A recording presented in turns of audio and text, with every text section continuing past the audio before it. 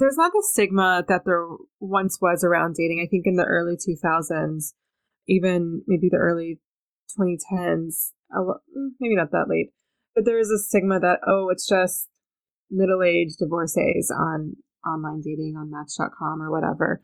And I think that stigma has largely gone away, especially with the younger generations.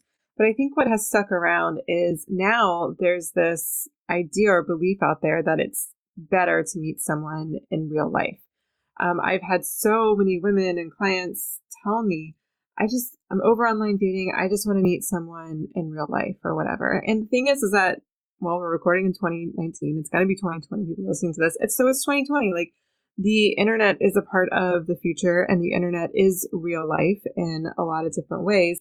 And I just like to think of online dating as a way to meet people. It's no different than going to a bar or going to a meetup event or going to a friend's party or asking someone to set you up with someone. Like, those are all ways to meet people, as is online dating. And I think where people get tripped up is online dating becomes synonymous with dating. And that's when I think a lot of times we can get in our heads like, oh, this person's not writing me back, or this person's a creeper, like dating's gross, like blah, blah, blah, blah. I can just kind of spiral from there.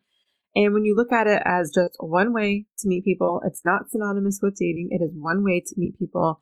Then it can really begin to just lighten the energy a little bit so that when you do go online, Bumble, Tinder, whatever you decide to use, the energy is just a little bit lighter. Because if the energy is really heavy and it's really like, oh, I hate being here, I feel like I have to be here, like that's just crappy energy, and you're not really going to attract someone that you're going to be excited about because you're not even excited to be there. It's like going to a party that you're not really excited to be at. Like, do you think that's going to be an energy where you're going to be attracting a bunch of great people? Like, no, your energy's kind of down, and it's no different when you're online.